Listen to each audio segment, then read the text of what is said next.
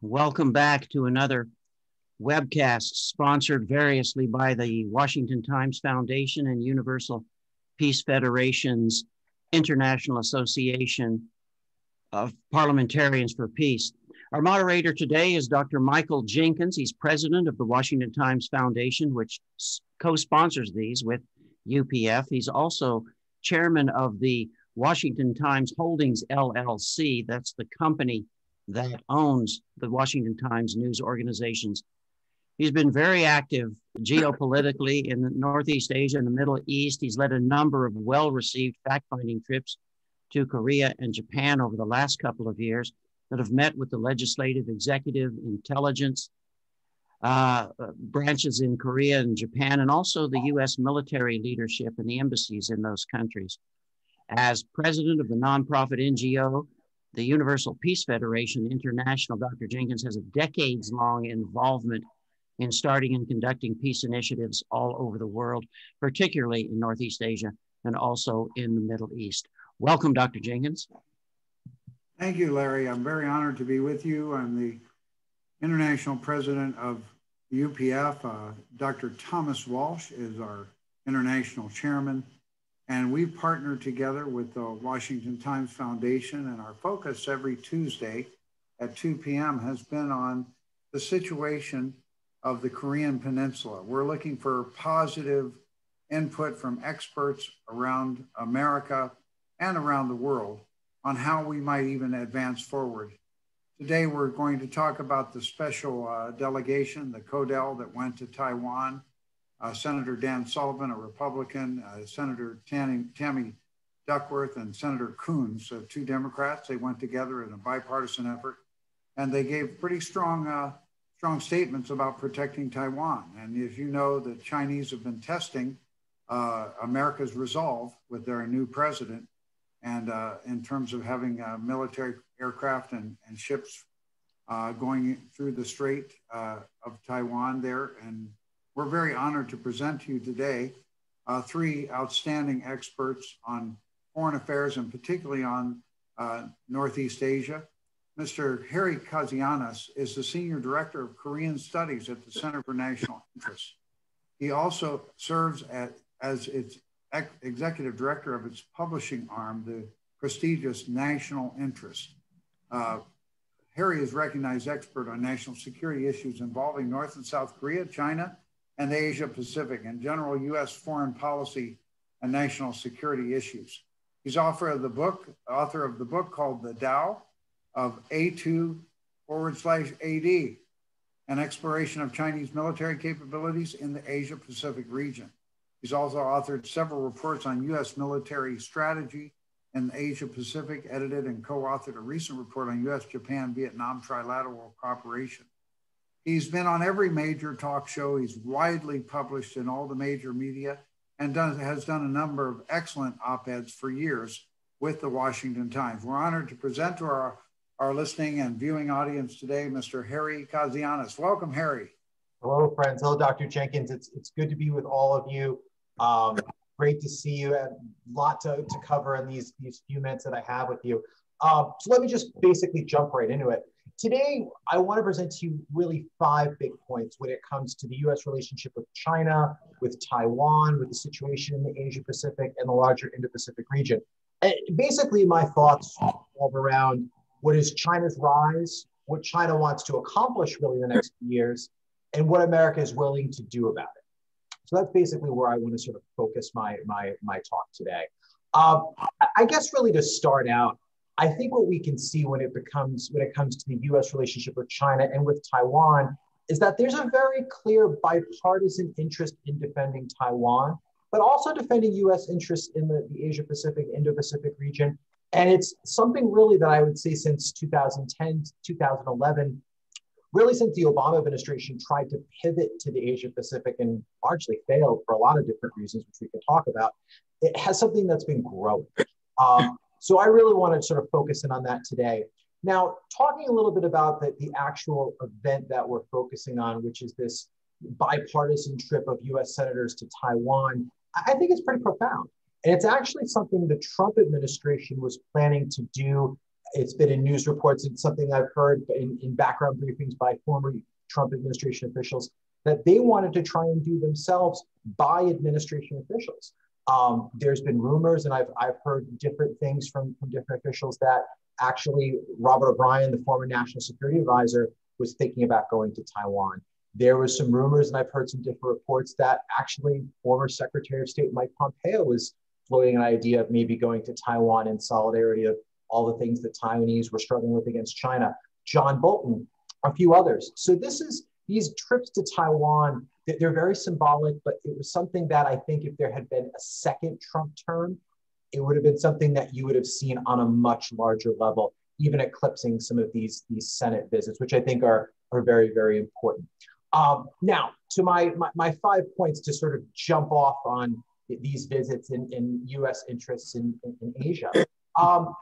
I think the thing we need to understand is that Taiwan faces an existential crisis when it comes to the rise of China.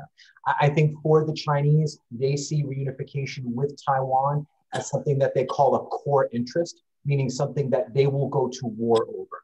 That if they feel they are pushed too far, that if they feel if Taiwan is moving too close towards independence, maybe too close to the United States, maybe developing military capabilities that they feel is an existential threat, they would strike. Now, would they invade? Tough to say. They've made a lot of very tough statements over the last few years that is something that they would do. I don't think they're prepared to do it right now, but in the future, it is something that I think they would at least consider. So something very much to keep in mind. When we think a lot about the growing might of China's military, something to keep in mind is that China's armed forces, the way they've built them out since 1995, 1996, when we had our first major crisis, a recent crisis, I should say, with China over Taiwan, has been to stop the United States from intervening in any sort of Taiwan independence or Taiwan scenario. You go back to 1995, 1996, it's very interesting. When Bill Clinton famously asked where the aircraft carriers were and sent them very close to the Taiwan Strait to deter the Chinese from military action, the Chinese could not even find these aircraft carriers. That's how woeful their military preparedness was back then. What have they done in the last roughly 30 years to prepare for the future? Well, they've built tons of different types of military technologies, command and control, C4ISR. They have built their military essentially to defeat the United States in this type of scenario. They've built things like the J-20 stealth fighter, which is kind of interesting. It looks a lot like the F-35 or the F-22. Reason being, they stole a lot of that technology from the United States. They have not one, not two, but now building their third aircraft carrier. Their cyber capabilities are among the best in the world. Some would argue they are the best in the world. They have developed all sorts of what are called anti-access area denial, or is what Dr. Jenkins referring to from my book as A2AD technologies. In other words, technologies that would make it very difficult for US forward deployed forces to come into the Asia Pacific and aid Taiwan. They would make it very painful for US forces to come in the region and launch the type of attack like we did against, say, Saddam Hussein, not once, not twice, or going into Afghanistan. In other words, building up forces close within a region to strike an enemy target. The Chinese have developed a whole host of technologies to essentially stop us from doing that. The most famous, which I'm sure many of you have heard of, is these carrier killer missiles, or something called the DF-21D. This is actually something that the Soviet Union actually tried to develop. In other words, very pinpointed missiles that could kill carriers in a battlefield scenario. The Chinese have tested these actually as early as last year. They seem pretty effective. And it's something that we're struggling with because our aircraft carriers are the pinnacle of our ability to deploy power within the region. So very clearly the Chinese are working on those scenarios to stop us. Second, China's efforts, I think when it comes to Taiwan, are part of a much larger scenario. And that is really to gain control of the large Asia Pacific region and be the dominant hegemonic power in all of Asia, basically supplanting the United States and eventually trying to push us out of the region. What I think Beijing wants to do is to get effective control, whether it's economically, politically, diplomatically, militarily, over the entire South China Sea, Taiwan, the Senkaku Diaoyu Islands, and the entire First Island chain. That is their goal. That is their long-term strategy. Now, the trick is China knows that there's sort of a limited window that they can do this in. And it really is because their economic rise is peaking in a lot of ways due to massive constraints of their one-child policy that they crafted in the 1970s and 1980s. To be frank, Beijing can't rely on being the world's factory anymore and sort of exporting its way to 8 to 10% GDP growth every year, because their working age adult population is shrinking because of demographics. So they don't have that ability to grow as fast as they would have in the 1980s, 1990s, and the early 2000s. The Chinese can't innovate their way there like the United States does because of their totalitarian system of government. I mean, let's face it, you can't innovate and create companies like Amazon or Apple or Google or Microsoft when you've got this totalitarian regime on your back. It's impossible to do. So right now, the Chinese economy, in some respects, the Chinese military are peaking. And they know these next few years are key for them if they're going to use that military and economic muscle to try and dominate the region. And that's why over the last few years, you see them doing so much and expanding so much and building fake islands or expanding their military power. They know time is not on their side, especially when you look out to 2050, when China might have as many as 330 million elderly citizens in their population. You can't really try to strive to become a superpower when you're going to have to pay out in tons of different types of social benefits and having those type of expenses. That's the population of the United States today. So think about it like that. Third point, I think China is probably the greatest threat the United States has ever faced. But I would say even arguably bigger than the Soviet Union. Couple key facts. By some measures, the Chinese economy is actually larger than the United States. I know that's contentious. A lot of people argue against that. But if you look at purchasing power parity, which is a very key economic measure, the Chinese are ahead of us in that. So that's something to think about.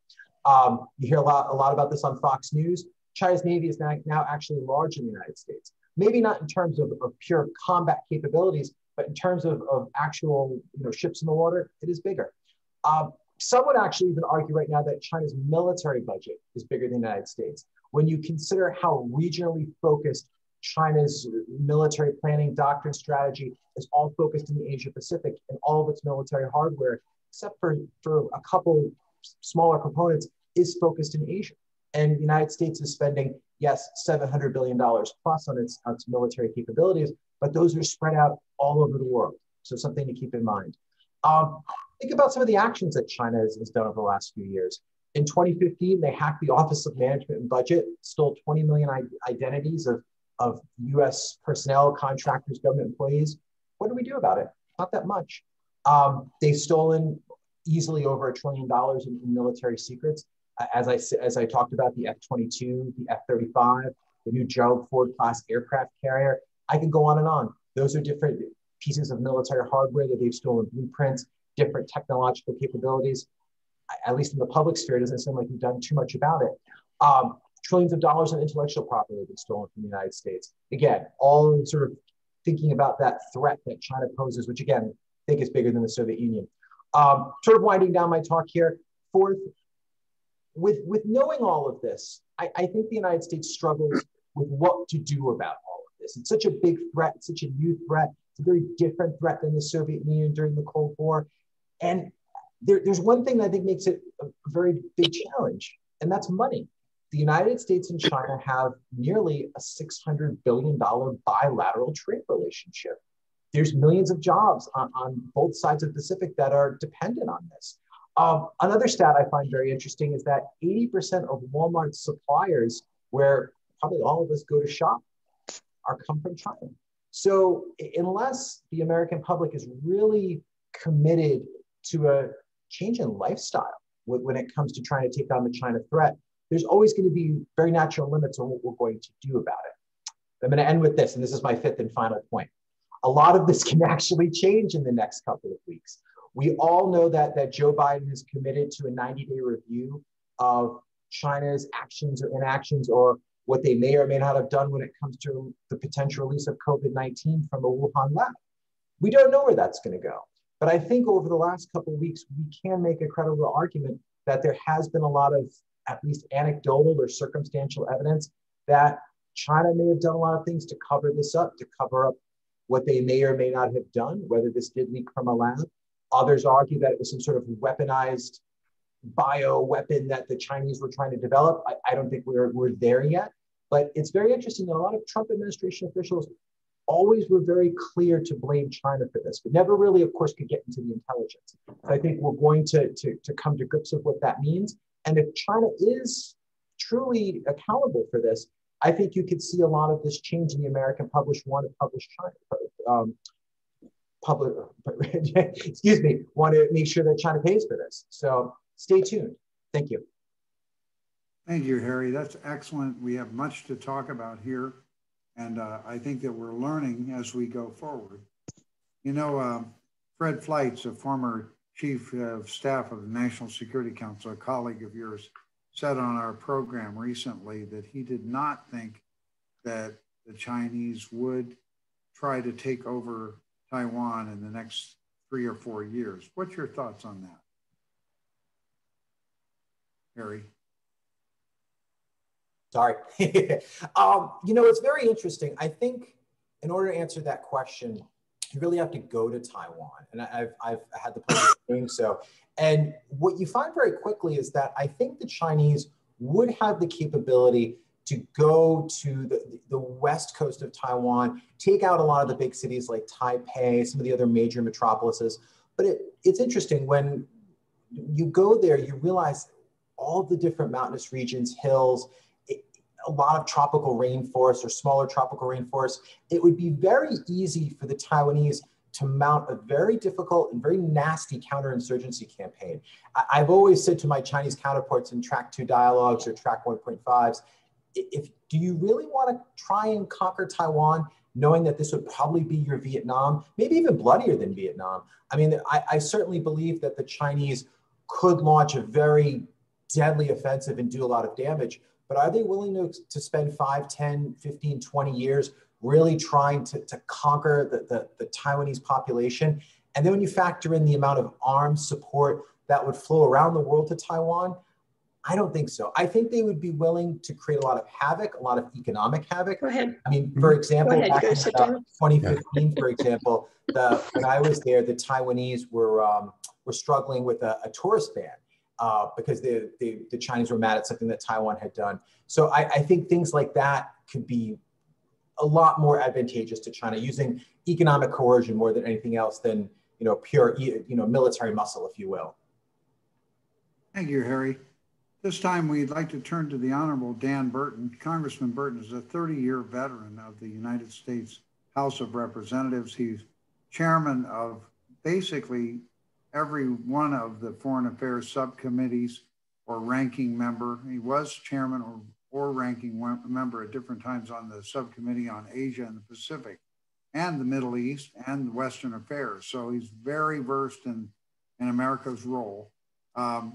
Never lost any congressional election after he was elected, and ran or continued straight for 30 years. But then in 2013, he decided to serve America as a patriot by working more in the non-governmental sector and helping to bring dialogue and understanding so that America can further its interest to bring peace and cooperation in the world. Congressman Burton has now become the chairman of the International Association of Parliamentarians for Peace. He shares that role with his co-chairman, Speaker Divanisi, former Speaker of the Philippine Parliament. Congressman Burton has developed the IAPD, PP, the International Association of Parliamentarians for Peace of the Universal Peace Federation, and now it has 6,500 current members of the parliaments of over 150 nations. It's quite an accomplishment. He's in regular conference calls with legislators or members of the Japanese Diet, members of the Korean National Assembly, and he's helping bring that cooperation and collaboration in the non-governmental way. He's an expert, I believe, on peace and freedom. So I'd like you to welcome at this time the Honorable Congressman Dan Burton. Hey, Mike, thank you very much. That's a very nice introduction. I hope my wife listened to that. First of all, let me just say that I was on the Foreign Affairs Committee for almost 30 years in the Congress.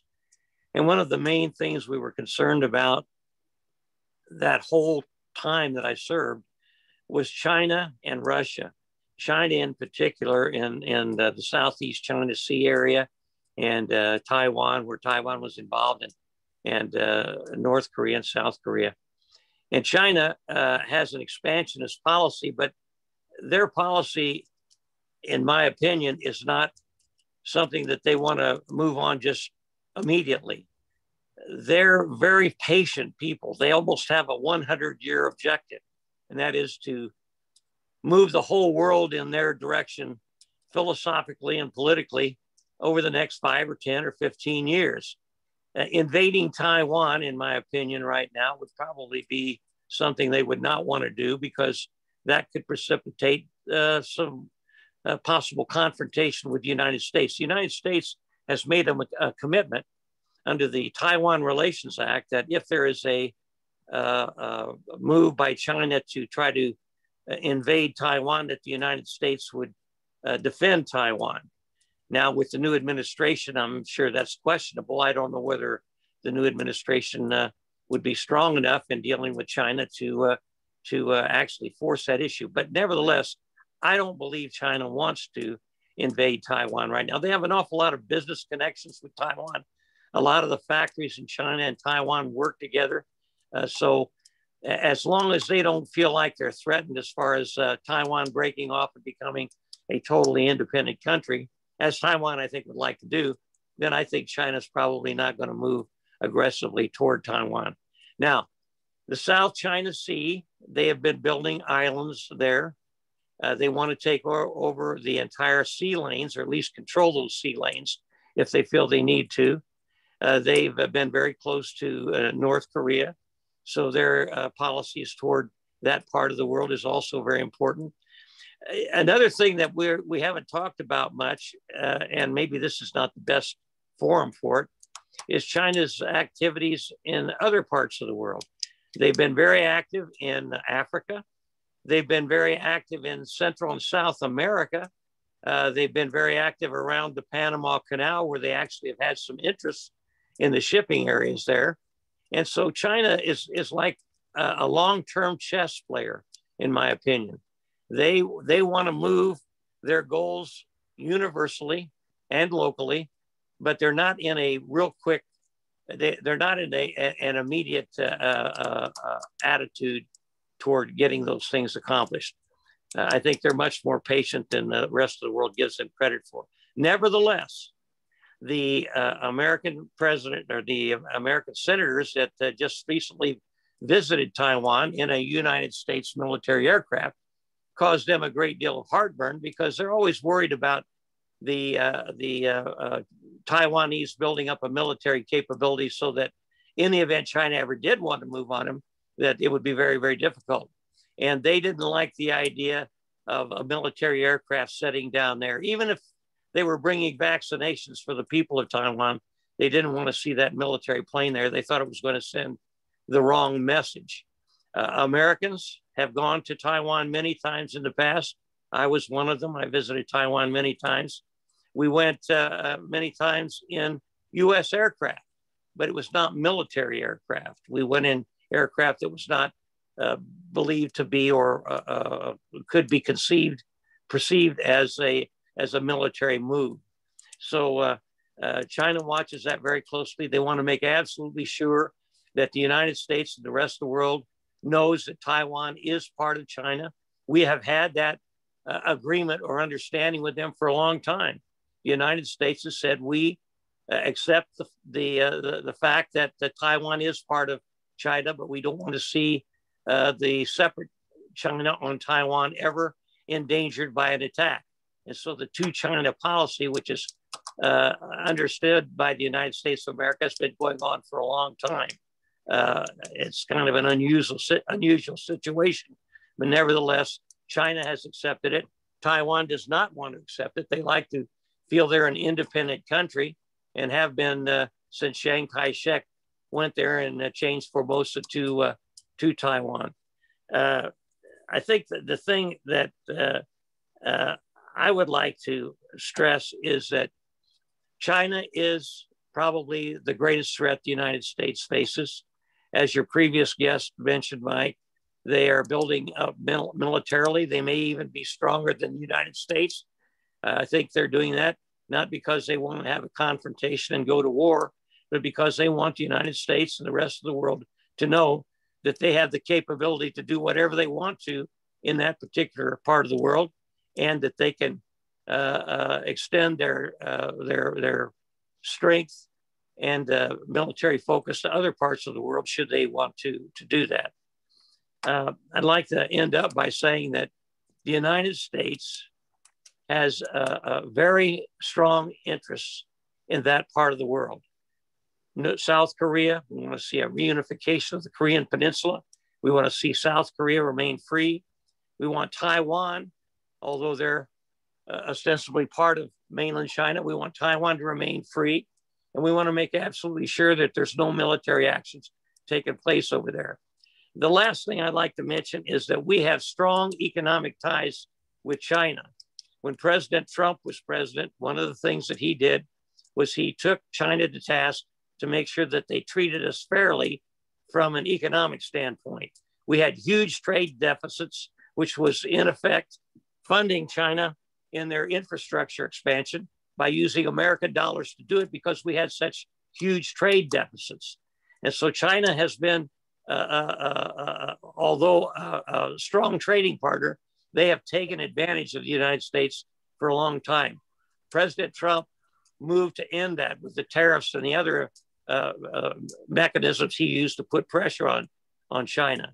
Unfortunately, I'm afraid this new administration will not be that strong. It appears that President Biden has a much more friendly or non-aggressive attitude toward China, and I'm afraid that China is going to view that as a view that they might be able to expand their sphere of influence even more rapidly, not even in that part of the world, but in other parts of the world as well. Finally, the United States must absolutely make sure that we maintain our commitments in that part of the world with South Korea, with Taiwan, and that we keep our military in the Fifth Fleet ready to move in there at a moment's notice if it's necessary. And we also need to make sure, and I'm very concerned about this, that the Biden administration follows the Trump administration in making sure that the United States is militarily prepared to do whatever is necessary to protect our friends and to meet our commitments around the world. But make no mistake about it, China has a worldwide expansionist objective. They're going to continue to do this, in my opinion, over the next 5, 10, 20 years. And the United States and the free world must be prepared to deal with all these things. Thank you very much. Thank you, Congressman. That was just excellent. Congressman Burton, you're known as a top conservative leader, but also you're known as one of the most effective leaders in Congress over the years, working in a bipartisan fashion. And it was interesting that this bipartisan Codell went to Taiwan. I think it sent a strong message to China. And any thoughts on the bipartisan cooperation? How do you see that going towards our security interests in Northeast Asia? Yes, the current chairman of the Foreign Affairs Committee in the U.S. House and I are good friends. When I was in the majority and when I was in the minority, we took Codells to various parts of the world. And the current chairman of the Foreign Affairs Committee, I asked him to go with us, and he and his wife and his daughter traveled with us. And as a result, we had some great meetings with foreign leaders, and we did it in a very bipartisan way. And I think it's extremely important, even though the temperament in Washington right now is not conducive to a lot of these bipartisan issues. I do believe it's possible with many members of the Congress in leadership on both sides of the aisle to be able to work together, especially on foreign policy issues where our national interests, our economic interests, and our defense interests are concerned. They obviously don't agree with us on many issues. I'm talking about the Democrat leadership, but where the security of the United States is concerned, when push comes to shove, I feel confident that there will be a bipartisan effort to solve these problems. Thank you. Thank you, Congressman Burton. It's just excellent. At this time, I'd like to introduce our third panelist today, the Honorable John Doolittle. Congressman Doolittle is also involved in the International Association of Parliamentarians for Peace. He serves as the chairman of North America for IAPP, and he's working with many US congressmen and also members of Parliament of Canada, as well as supporting Congressman Burton as the international chair with parliamentarians around the world. He served in the House of Representatives from 1991 to 2009. He served as a secretary of the House Republican Conference, which is one of the key leadership positions in the Republican Party in control of the Congress. He served as deputy whip, was a member of the Committee on Appropriations, vice chairman of Energy and Water subcommittee, and he was a co-founder of the very, very powerful Republican Study Committee. Currently, he heads a government relations firm in Washington, D.C. Area, John T. Doolittle, LLC. He's a great advisor for the Washington Times and has been with us on numerous fact finders together with Congressman Burton to Japan and Korea. And we are really honored to present to you the Honorable John Doolittle. Thank you very much, Dr. Jenkins. It's an honor to be asked to participate in this panel. I certainly agree with the comments that everyone has made so far. Mr. Kazianis and my good friend, colleague, Congressman Burton. We must be very concerned about maintaining peace, and peace is threatened in the world today, very threatened by the communist dictatorship in China, as Congressman Burton has referenced and as Mr. Kazianis has referenced also. I think it's very important to understand that in the world, in order to achieve peace, you have to manifest strength. China does this.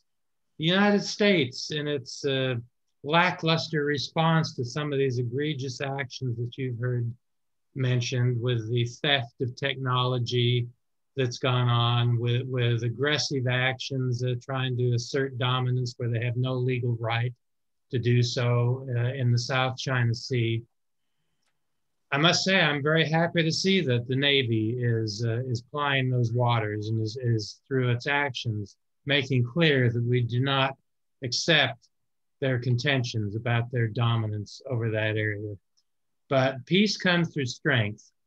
The United States can't just be the, as this is a Chinese concept, they use the term and still believe it, I think, the paper tiger. The United States has to back up its position with muscle. And that means, and this is a flaw of the Biden administration and Democrats in general, when they come to power, they scale back on defense. You've heard that the Chinese Navy is bigger than our Navy, and that's true. We should be spending more on our Navy, but our administration right now in the United States is focused on other priorities, and that's a problem. I will give them credit for one thing, and that is Taiwan.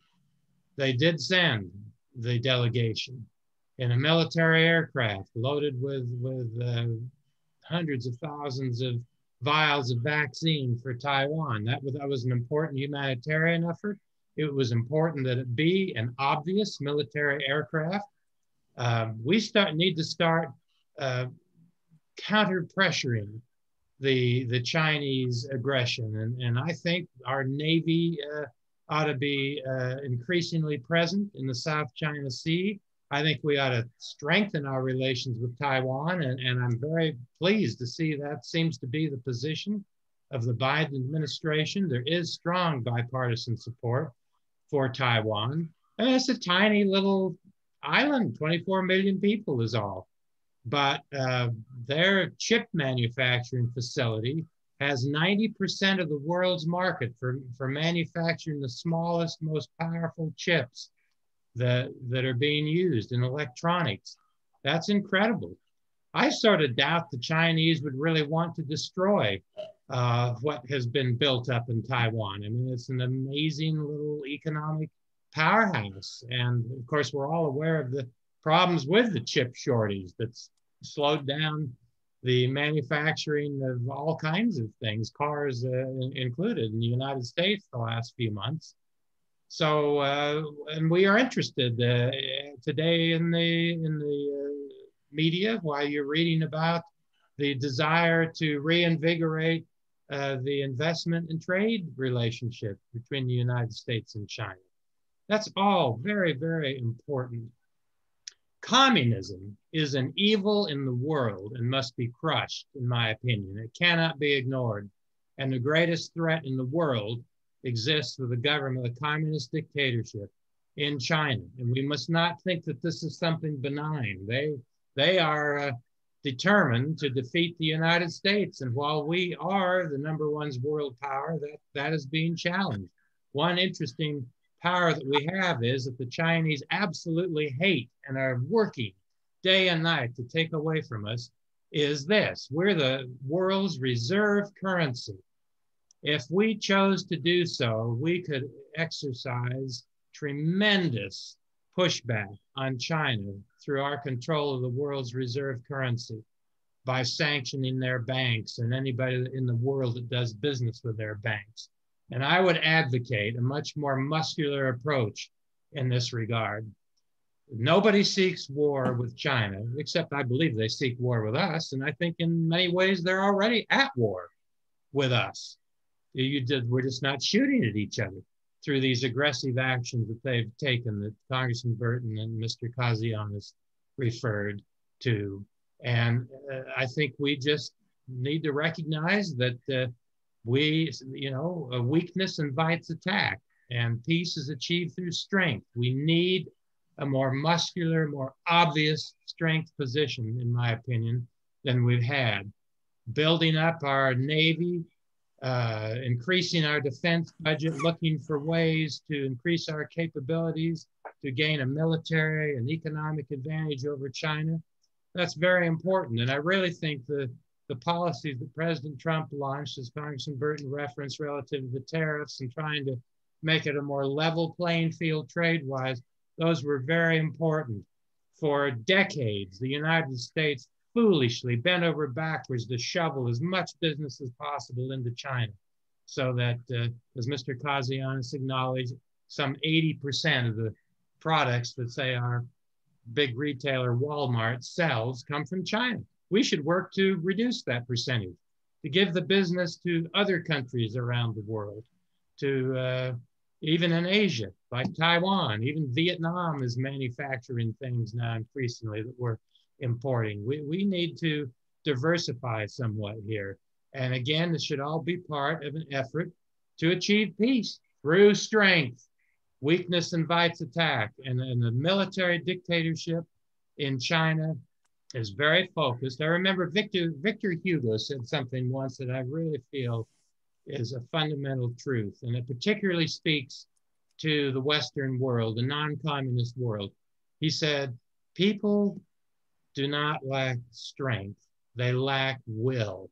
Communists have tremendous will, and that will results in their doing all kinds of outrageous things, taking risks and doing things and seemingly getting away with them, like building those artificial islands and so forth in the South China Sea, and the abusive Belt and Road Initiative, which has done so much to cause governments, particularly in Africa, but in other parts of the world, real problems because they've been suckered into going for that bad deal.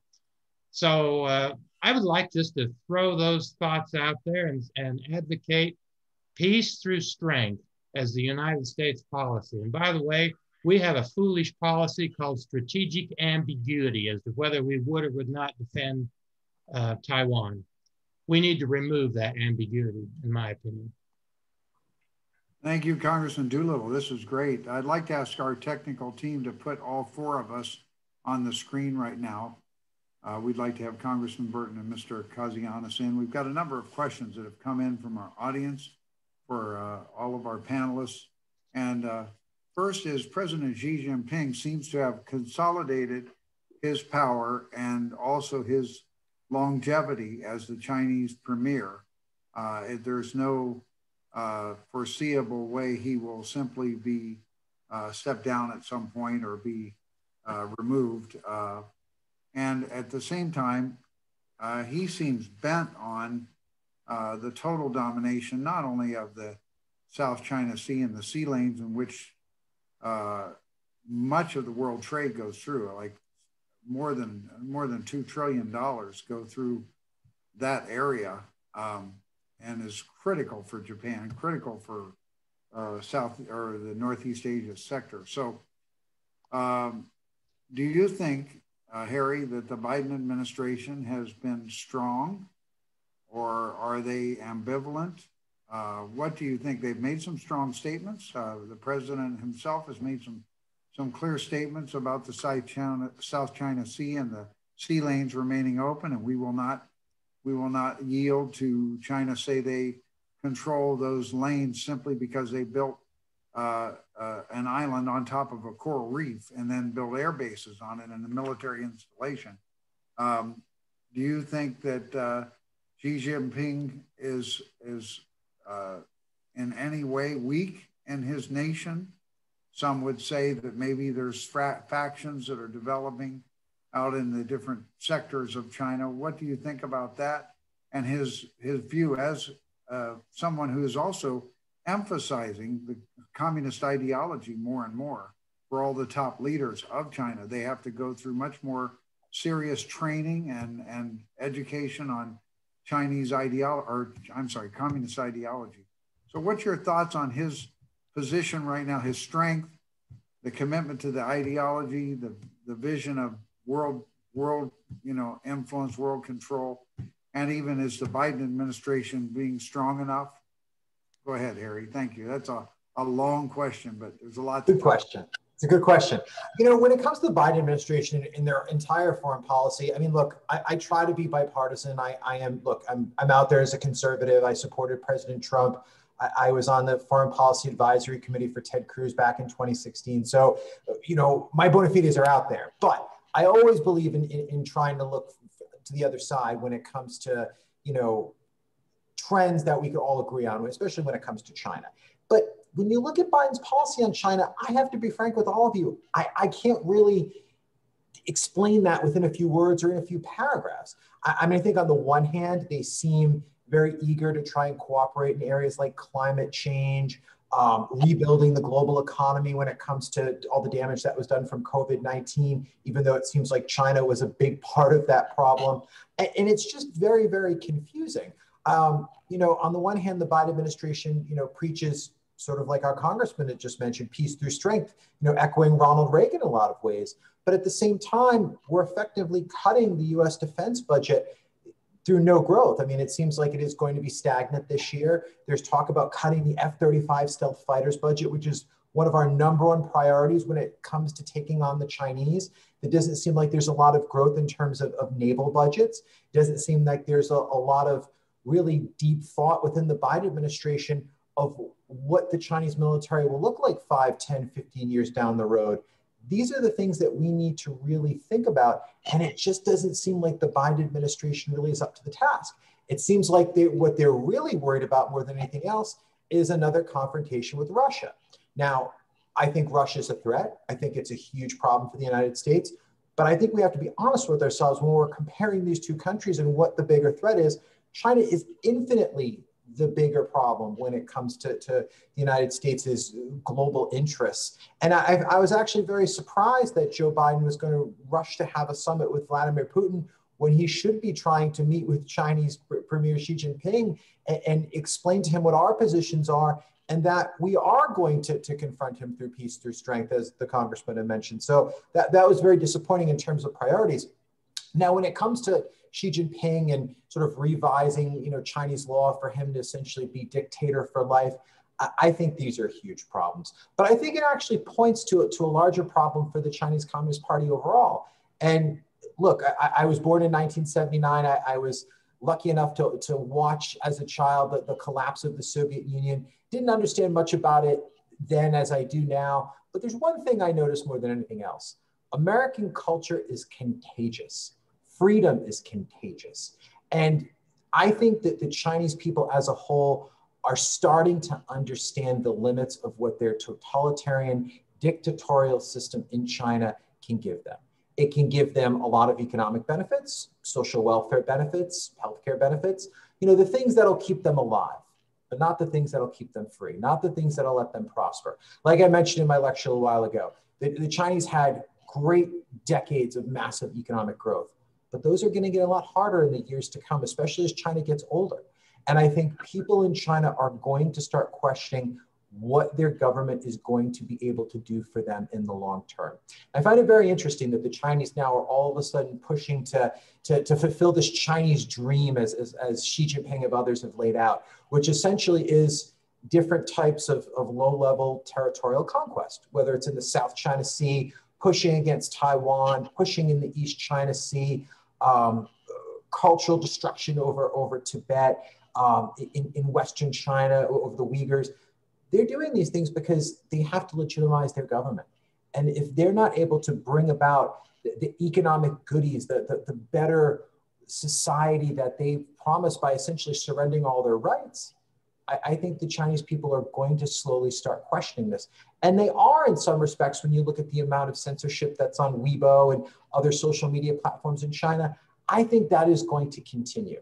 So one thing I hope the Biden administration does in the months and years ahead is really starts to speak out for Chinese human rights. I think that's important because that's something the United States has always stood for, and that's the bedrock of our foreign policy. Doesn't mean we have to weaponize it and beat people over the head with it. But if the Chinese people are continually looking for freedom, we need to be there to support them. That doesn't mean regime change or supporting regime change, but that I think that does mean when the Chinese citizenry looks for a good example from the United States, but that we're there to provide that.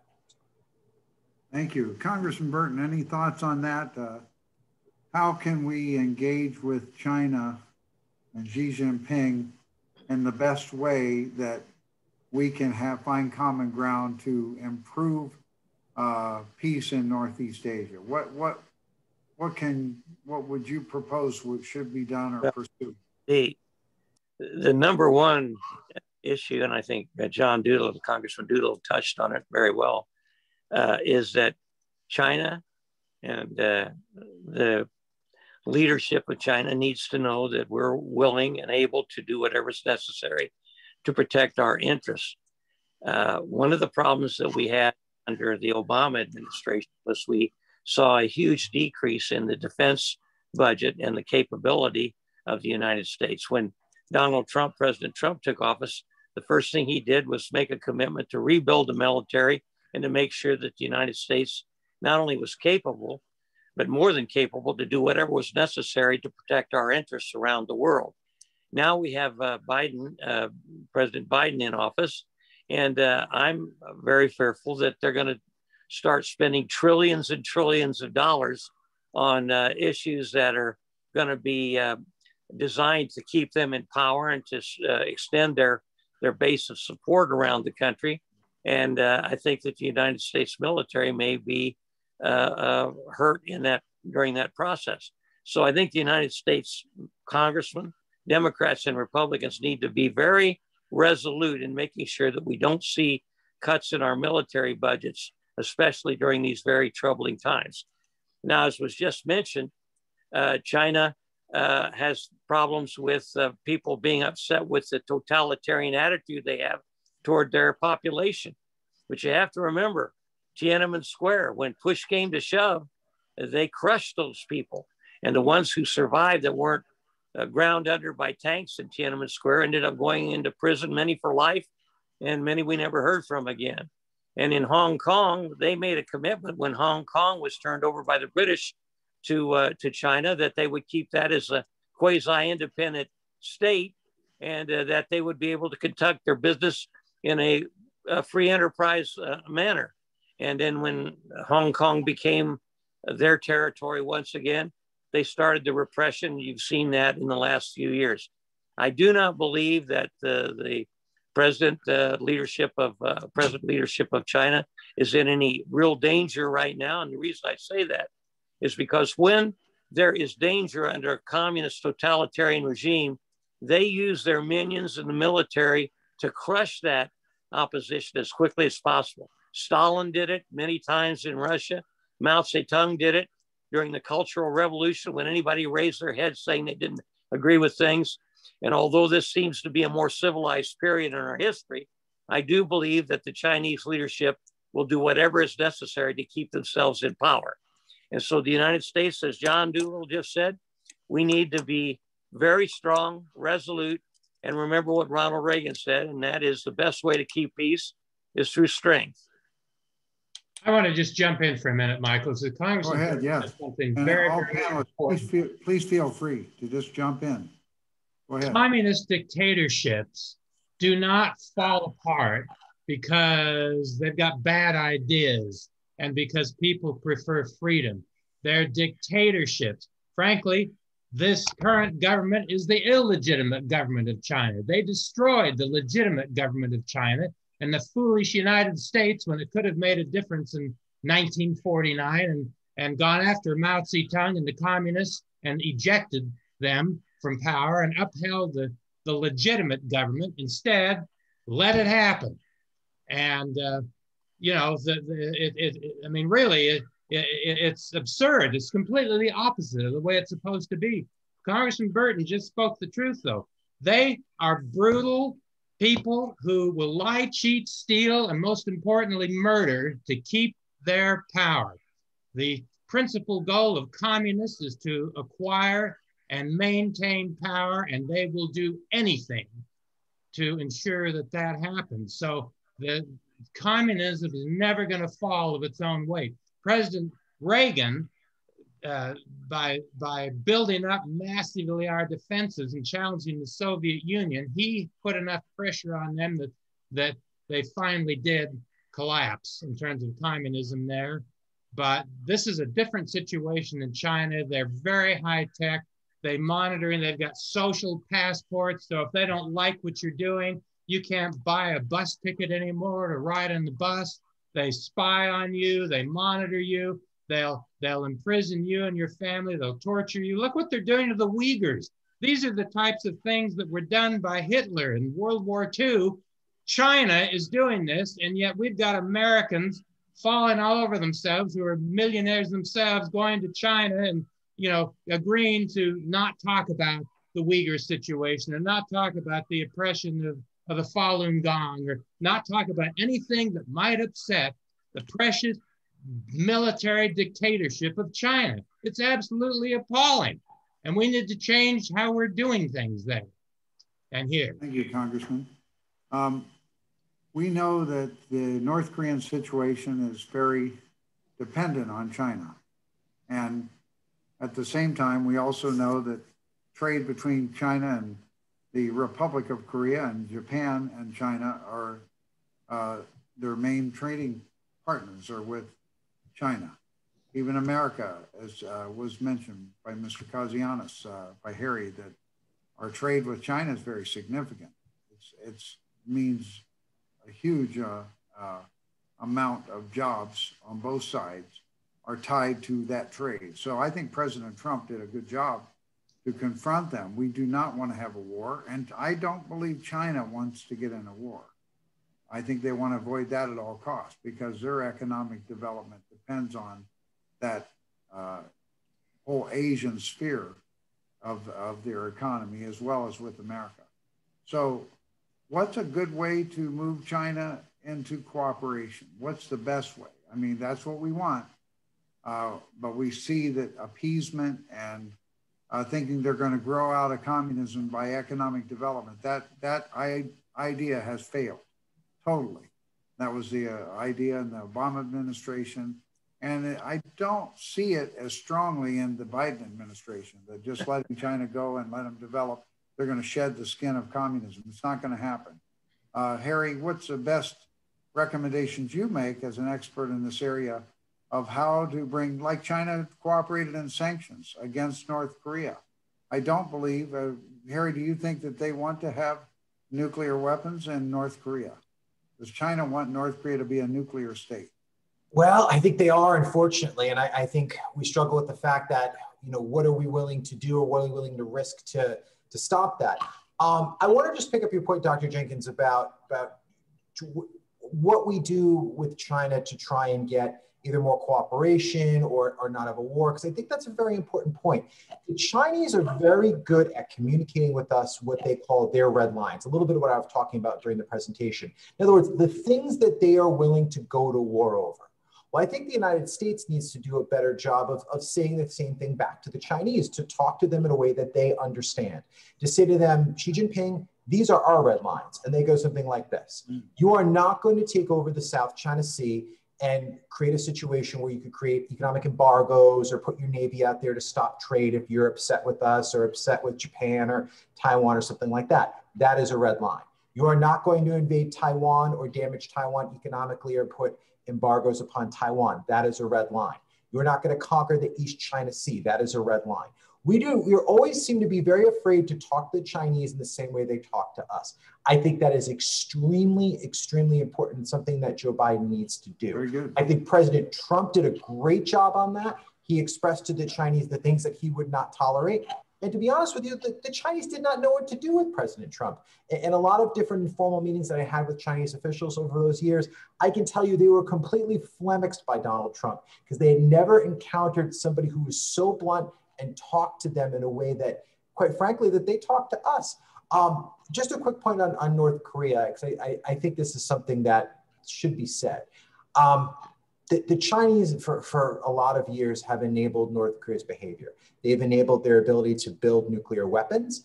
And one of the reasons we have tried to sort of contain North Korean aspirations when it comes to nuclear weapons program is because we've tried to rely on China to enforce our sanctions. The problem with North Korea is a structural problem for the United States. 90% of North Korea's exports go through China, which means we need Chinese help to try and contain their aspirations. They're never going to offer that, unfortunately. So I think what the Trump administration tried to do, which was very smart, was essentially to offer different carrots and sticks to the North Koreans to give up at least some of their nuclear weapons program and contain their capabilities. And furthermore, I think we were very afraid for North Korean proliferation, for the North Koreans to sell those capabilities to Iran and other countries, which I think is the actual biggest threat, to be honest with you. And to be honest with you, I don't think the Biden administration even has a North Korea policy. They have a lot of words and phrases like, we're going to try to have some sort of cooperation with the North Koreans. We're willing to sit down with them if they're willing to give up their nuclear weapons program. But it's all very vague and just doesn't make a lot of sense. So just a couple of points I wanted to touch on. Secretary Pompeo established under President Trump the Quad relationships of Japan, also India, and also America.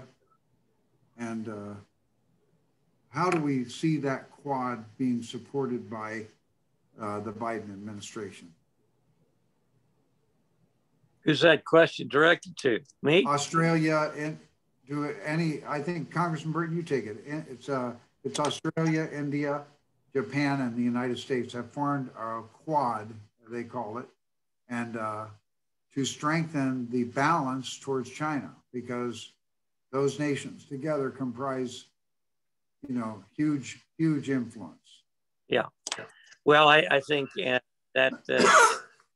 anything like that is extremely important, because China is, under the Biden administration, trying to flex its muscles and push back and find out just how resolute the Biden administration is going to be in that part of the world, as well as other parts of the world. And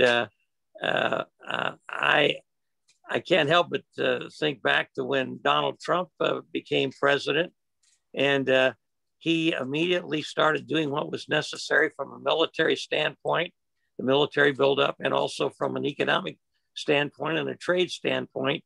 When he was dealing with China, he imposed those tariffs and other things to try to bring China to heel because of the huge trade imbalance and how they were just raping the United States in the area of trade and in intellectual property rights when they were stealing us blind. So countries in that part of the world, when you talk about Australia and India and other countries, I see a real benefit in them working together to try to neutralize or blunt China's expansionist policy economically and possibly militarily. I think that's extremely important. And the United States, I hope, will continue to be a participant in those programs to make sure that all of those countries know that we're with them in dealing with a very aggressive China. Harry, you mentioned just now North Korea is already a nuclear state. And I understand what you're saying there. And yet we don't believe that they have the full capability to deliver a warhead that will not disintegrate upon reentry or that kind of thing. What's your thoughts on that? Let's take that a step further. Should America really stand by the policy of complete verifiable denuclearization? They're taking the I out now, the irreversible. They've dropped the I, so the complete verifiable denuclearization. Is that going to be pushed by the Biden administration, by Secretary Blinken? Well, I mean, I have a very my conservative friends will hate me for saying this, but I think we need to say the truth when it comes to North Korea. The North Koreans are never giving up their nuclear weapons short of regime change or short of war. They've tried to say this on many occasions. The Obama administration played the game of saying that they would push them as hard as they could to give up those weapons. My colleagues in the Trump administration have said the same things as well. The Biden administration has said this as well, but we have to face facts. They're not going to give up those weapons. They know that the United States will never militarily attack them or push regime change having those weapons. Now, having said that, can we reduce the threat? Absolutely, we can reduce the threat. There's a number of different things that we can do in order for the North Koreans to limit those capabilities, to give up some of those capabilities.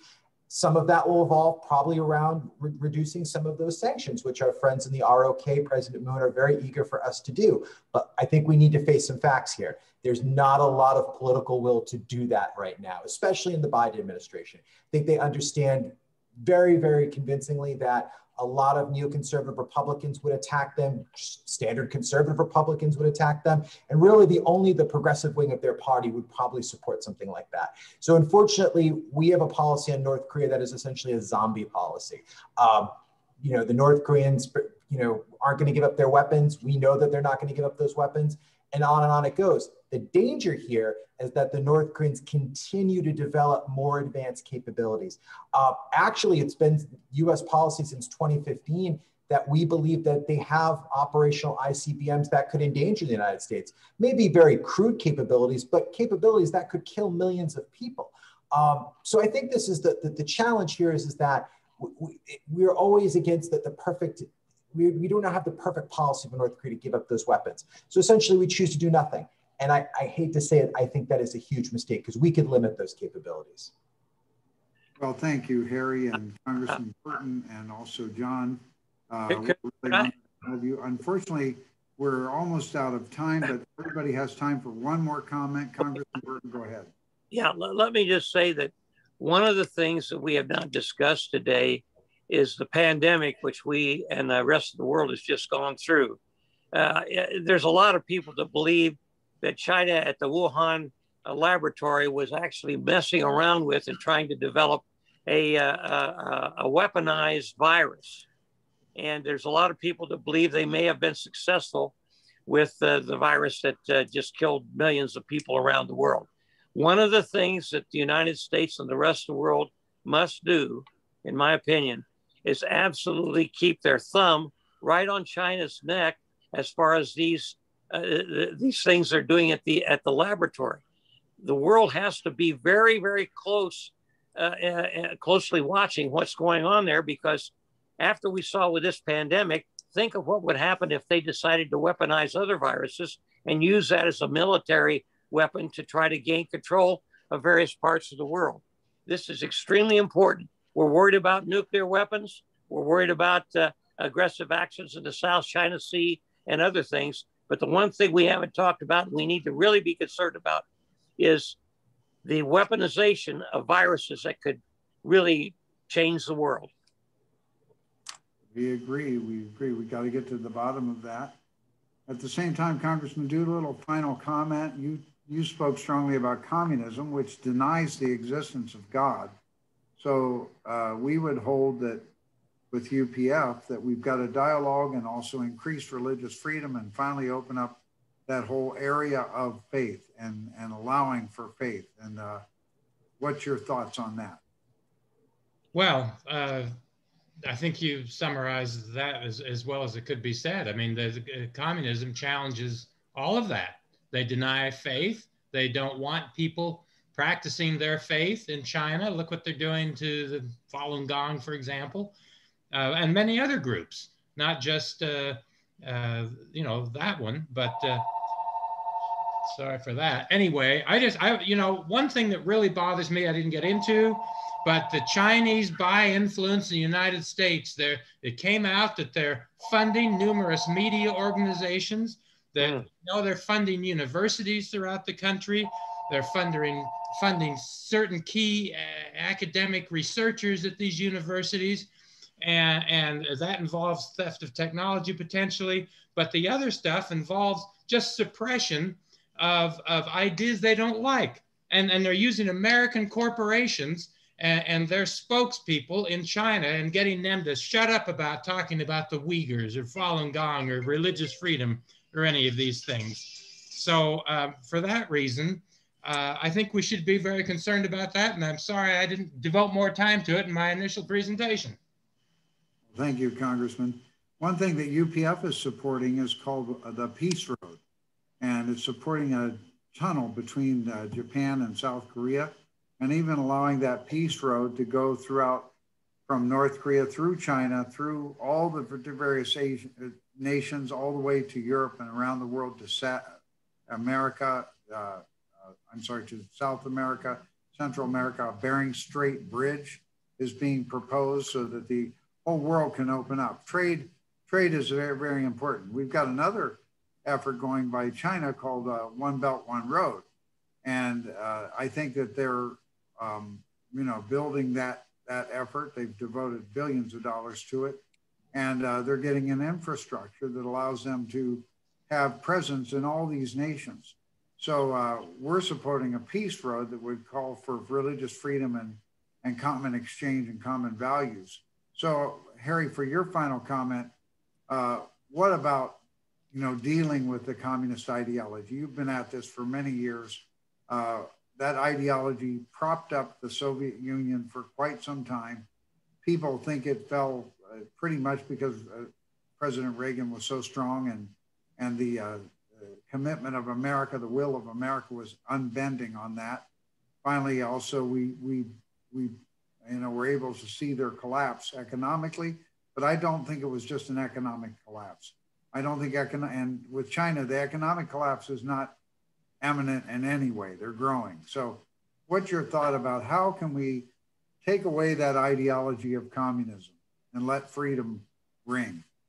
You know, I have to be honest with you, Dr. Jenkins, I think we have to understand this is a long-term struggle. I think this may be a multi-generational 40, 50, 60-year struggle combating not only the rise of the Chinese Communist Party, but fighting back technologically against China. And I'll give you a great example. I mean, the amount of Chinese-US economic linkage, a lot of it is good. A lot of it is very honest, very, you know, absolutely nothing wrong with it, all above board. But I think there's a lot of worrying trends that we have to really think about. A great example is that a lot of the just consumer technology that we buy from China could be used for nefarious ends. One example is there's just a very basic TV company called TCL. You may have a TCL TV at home. They build great 4K and now 8K displays. They're great technology. The challenge is that the software in them could potentially, and I'm going to say the word potentially because it hasn't been proven, allow the Chinese Communist Party to spy on Americans. There's been some reports about this that have come out over the last couple of months. Other pieces of technology that are out there, routers, just basic types of consumer electronics, allow the Chinese to potentially spy on Americans or to use it for other nefarious capabilities. So I think we need to understand the level of threat that we face from China. It's not just ideological, it's much more than the Soviet Union ever represented against us. And I think we need to understand that we need to combat it from that lens, but also from an economic lens. And I think if Americans really want to get serious against pushing it back against China, we have to understand that every dollar that we give them when we buy something from Walmart or a technological good or something like that, can go right back to the Chinese Communist Party. That company I mentioned, TCL, is actually subsidized by China.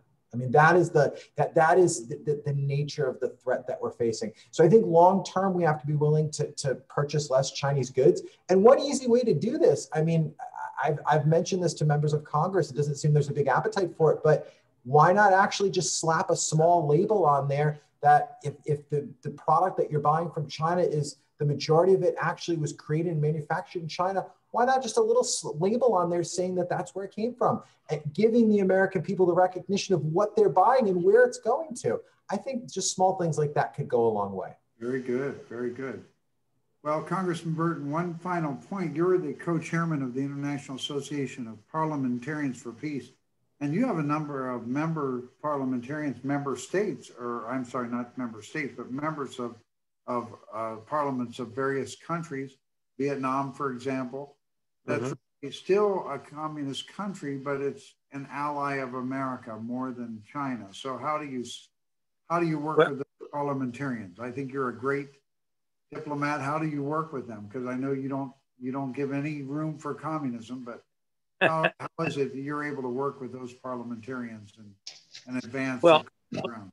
When we expand to countries around the world, Parliamentarians for Peace, and we have people there that are joining our organization and are willing to do whatever is necessary to make sure we don't see another major conflagration war. I think it's a step in the right direction. I think communism can be defeated if people really want freedom. And one of the things that is a byproduct of people joining the International Parliamentarians for Peace is the will or the goal of people to have freedom, as well as making sure that we don't have another major conflict in the future. We have, as you said, I think, over 6,000 members nationally, internationally now, and we're growing all the time. More and more members are concerned about the possibility of a major war in the future, and they want to be a participant in making sure that countries that have nuclear weapons, like North Korea or other countries, that we collectively, and I use that term advisedly, collectively, all of the members of the Parliamentarians for Peace, contact them and let them know how strongly we feel about making sure we avoid the possibility of a war. Well, thank you to Congressman Doolittle, Congressman Burton, and Mr. Harry Kazianis. You have really enlightened us a lot. I wish we had more time. We'll be inviting you back again soon. We need to go into this a little further. I want to thank our viewing audience. You've been great. Many wonderful questions came in that we were able to deliver. Thank you again. We'll see you next Tuesday. Again, a new focus. Larry, you want to give us some idea what's coming next week? Thank you, everybody. Yes, thank you. Thank you, Dr. Jenkins. Next week, the Interreligious Association for Peace and Development will offer their take on the Korean Peninsula division and most especially prospects for conflict resolution and the long healing process that would surely follow. So that's going to be a very interesting session. IAPD always has extremely interesting and thoughtful discussion. So we're looking forward to that next week, next Tuesday at 2 p.m. Thank you, everybody. Have a wonderful week, and pray for America and pray for peace in the world. We really want to ask you to cooperate with UPF, with the Washington Times Foundation. And also, let's keep watching out for these experts and help them do their work with their organizations. Thank you very much. Thank you, Mike. Thank you. Thank you, everybody. See you later. Bye-bye. Great, Larry. Thank you. Thank you.